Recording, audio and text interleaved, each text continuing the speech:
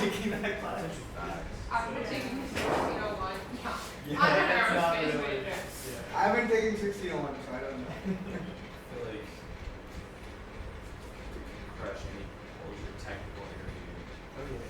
Because his office hours are prepared with Questions on the year.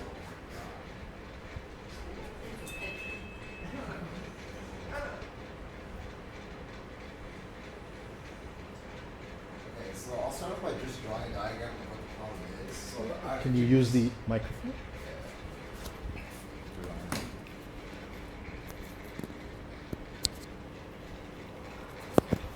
Okay, so I'll start off by introducing a reference frame where we have y and the j unit vector pointing upwards, and the x and the I unit vector pointing to the right. And so if we just draw what we were given, we're told that the train travels at a constant speed of 85 miles per hour and does not slip on the track. So saying it does not slip is an indication that we're having rotation here, and we're asked to solve for the x component of the velocity at point A. So point A is actually below the point of contact. The point of contact with the surface is point B here. And we're told that the radius from the center, which is C, to the point that touches the surface is about 18 inches. And from the center all the way to the very end of the wheel is about 19.5 inches. So VC tells us that we're moving basically to the right, 85 miles per hour. Since we're rotating, we know that the angular velocity will be this in the, I guess, the negative z direction. So we'll start off by converting our units. We're given VC. So in our inertial frame I, this translational velocity of IV, because on point C, we'll call it on point C, is going to be 85 miles per hour. 85. And we want to convert this to meters per seconds, or yeah, so we want to convert to meters per second. And so I like to convert the miles directly to feet first, just because that's the easier one for me to remember. 5,280 feet per mile. Or I guess we want this to be in inches actually, because we're given inches as the measurement. So feet, so we know there's 12 inches in 1 feet. And there's 3,600 seconds in an hour. And so knowing this, we know that this translational velocity in terms of inches per second will be 1496 inches per second. And we want to have a vector. So it's going in the I direction. So knowing this, we want to translate directly into angular velocity, which we know as the equation where it's translational velocity equals radius times the angular velocity. So if we want to isolate for angular velocity, we just do v divided by radius. And so if we divide this 1496 by the radius of 18 inches, 1496,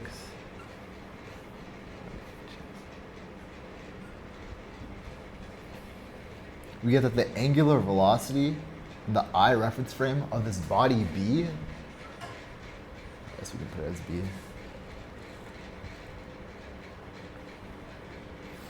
of this body B is going to be about negative 83 radians per second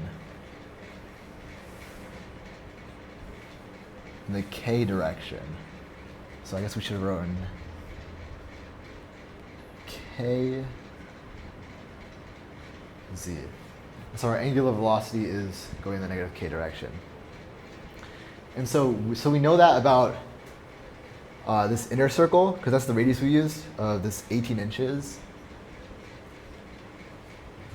In order to translate this, we want to use our equation where we translate from one point to another, where of the velocities, where the equation was given as Vp equals Vq plus omega K cross R Q P.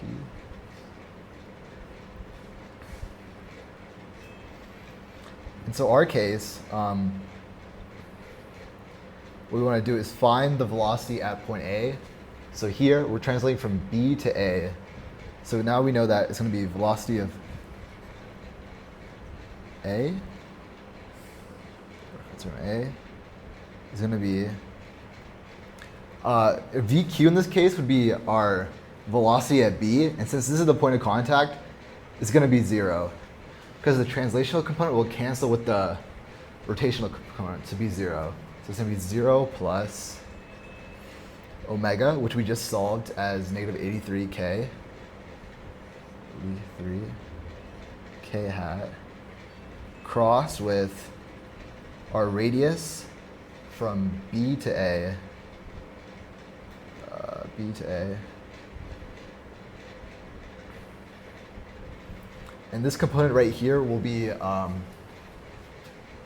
since we're going from 18 to 19 inches and we're going downwards, this R will end up being negative 1.5 inches. And since we're going downwards, it's in the negative j hat direction. So if we do that cross product, we'll have I, j, k, 0, 0, negative 83, 0, negative 1.5, 0. Doing this cross product, we'll see that the I component is the only component that has a value where you're just doing 83 times 1.5. So what this will be is that equals 83 times 1.5. This is going to be in the I direction, which is what we're looking for. We're looking for the x component. And so our final answer will have a magnitude of 3116.67 inches per second. And the units for this was radians per second, and this was inches. So that's our final answer. It's along the negative I direction, right? VA? Yeah, it's in the negative I direction. So I guess this would end up being negative.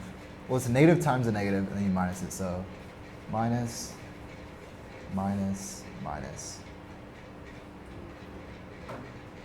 So you end up getting a negative. Okay. Do they ask for magnitude? Yeah. So magnitude will be positive. Yeah. Well, I guess they just asked for the x component, so that is the x component, because it's in the I hat direction. Okay.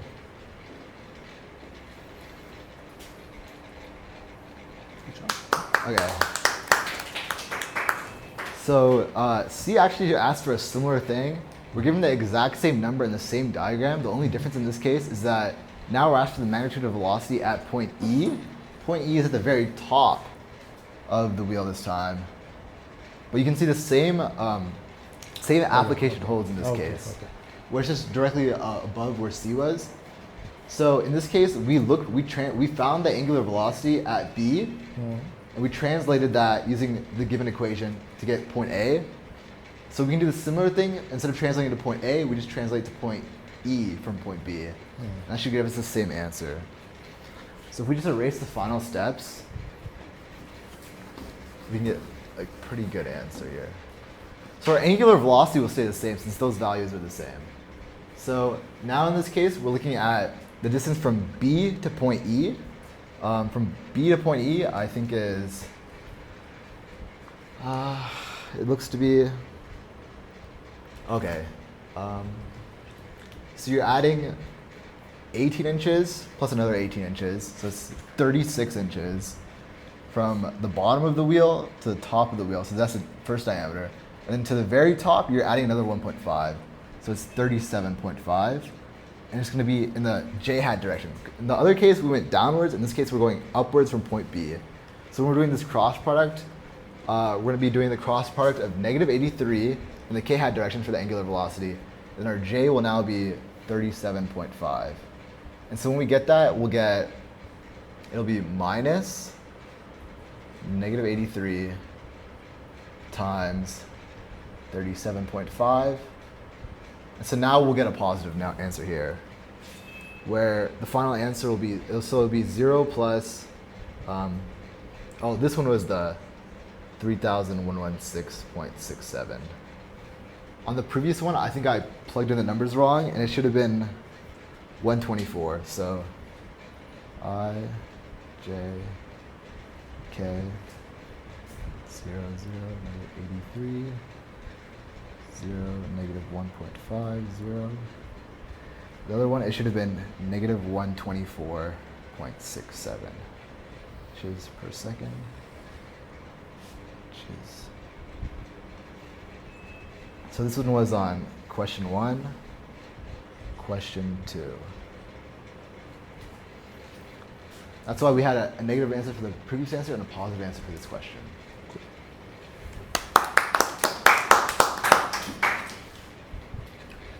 It's interesting to see when whenever you have rotary motion, we think that the center of the wheel, there will be an axis symmetry in terms of the velocities, but because there is rolling, you see that 2 points which seem diametrically opposite to each other have such different velocities, because actually now the center is the point of contact rather than the center of the wheel. So that's an interesting difference between just free rotation and rolling.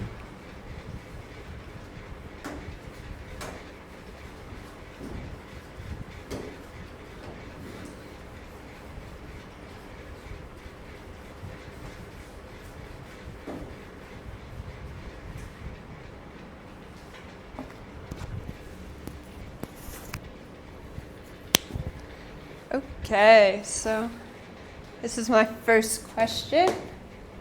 Basically, we have a circle, and to simplify it, from the top, we have a VP. From the bottom, we have a VQ, and then we want to find the velocity of C, which is that center point, and then we know point B as well.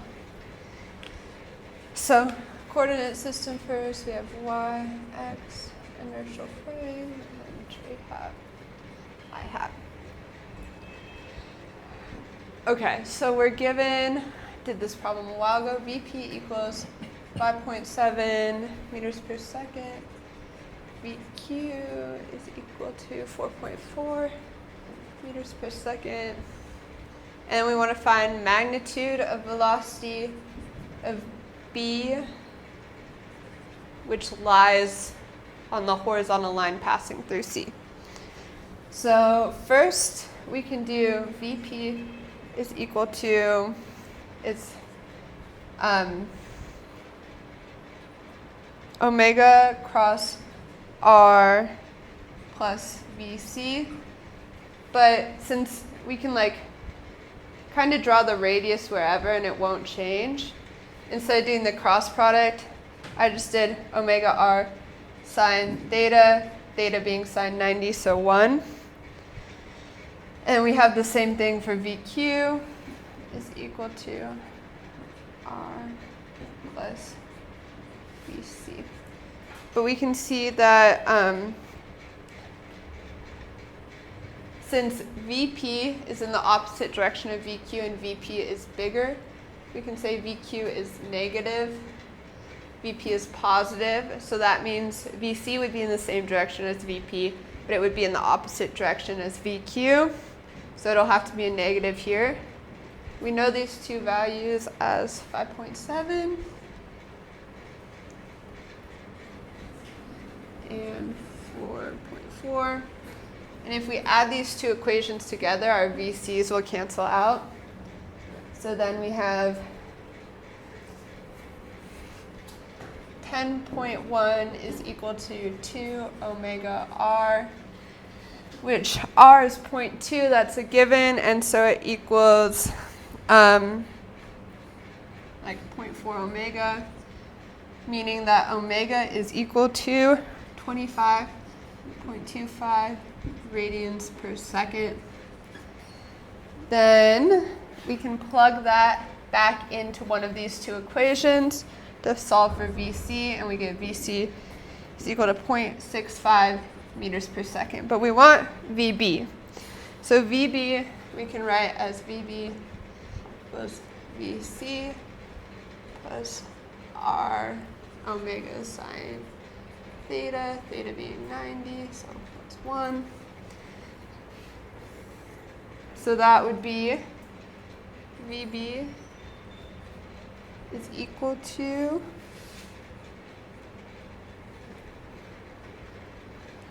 0.65 meters per second plus 0.5.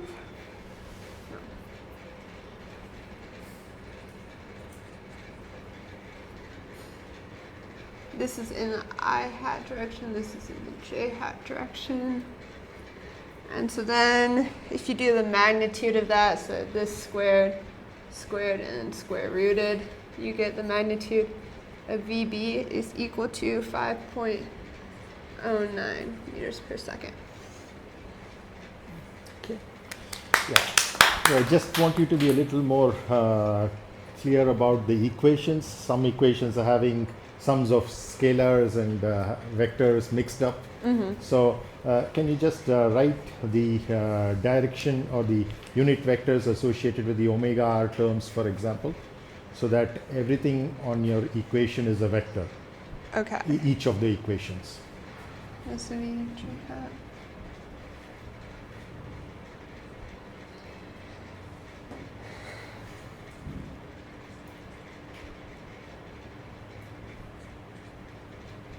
Omega is not about k, right? J, it's about k, not j. Okay. No, omega is about k, but not omega r. And the last Oh, one that okay. you have, the omega, This is that K hat. and p and q are along. See, look at the frame that you have drawn. So they are along the x direction, which is I hat, right? Not Yeah. j hat. What you have on the top as well, p and q. Yeah. Yeah, those are okay because you already have a arrow on vector top, so you symbol, don't okay. need that. On q as well, you don't need that.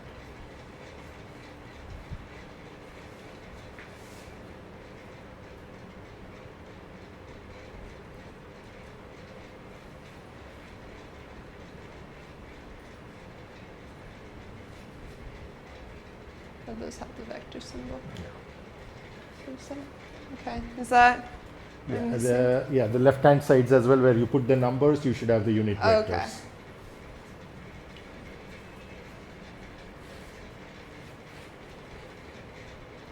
Okay. Okay. Okay. Now for the second problem.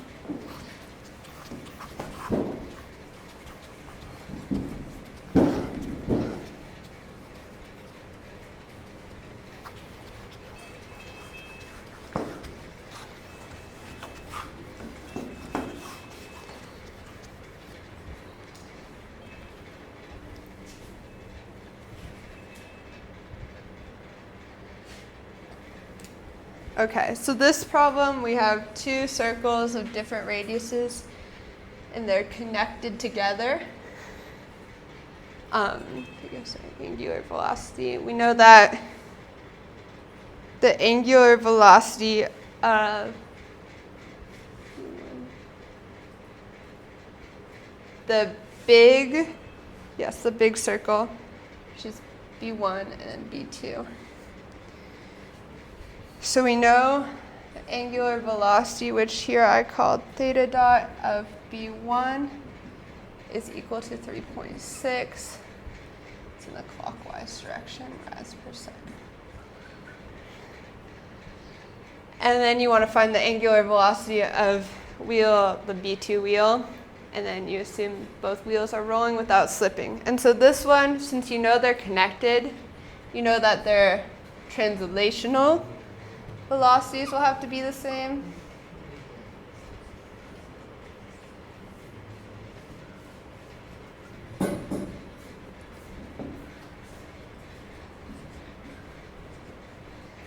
So then you know theta A R A equals theta dot B R B.